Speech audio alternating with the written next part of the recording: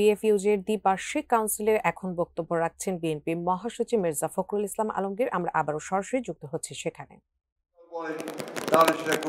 গত 15 বছরে ফ্যাসিবাদ অর্থাৎ শেখ হাসিনা অত্যন্ত পরিকল্পিতভাবে আপনার গণমাধ্যমের এই জায়গাটাকে একদম ধ্বংস করে দিয়েছে।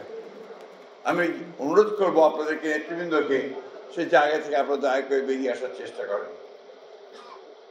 আমি অত্যন্ত কৃতজ্ঞতার সঙ্গে স্মরণ করতে চাই আজকে এখানে যারা নেতৃত্বে আছেন এবং বিএফইউজে সব সময় আমরা কাঁধে কাঁধ মিলিয়ে ফ্যাসিবাদের বিরুদ্ধে লড়াই করেছি।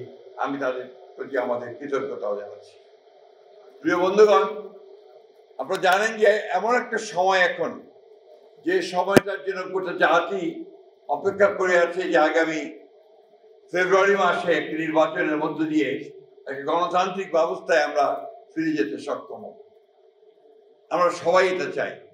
যে একই সঙ্গে আমাদের মনে রাখতে হবে যে আমরা গণতন্ত্রে ফিরে যেতে চাইলে অপরের যে মত প্রকাশের স্বাধীনতা, সেটাকে আমাদের একই সঙ্গে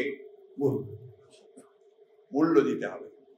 কারণ আমি কিছুক্ষণ আগে কথা বলছিলাম কবি আইসিদারের সঙ্গে, ঐক্য তো থাকবে, মূল জায়গায় ঐক্য থাকবে, কিন্তু ভিন্নতা তো থাকবে।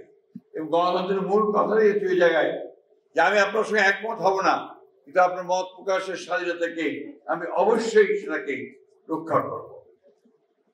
দুর্ভাগ্যজনক ভাবে আমাদের দেশে ভিন্ন মত পোষণ করলেই তাকে শত্রু মনে করা হয়, তার সম্পর্কে বিভিন্ন রকম আপনার যত রকমের আপনার মিথ্যা অপপ্রচার চালানো হয়। এই বিষয়গুলো থেকে আমার মনে হয় আমাদের সকলেরই একটু পেছনে বিরত থাকা উচিত।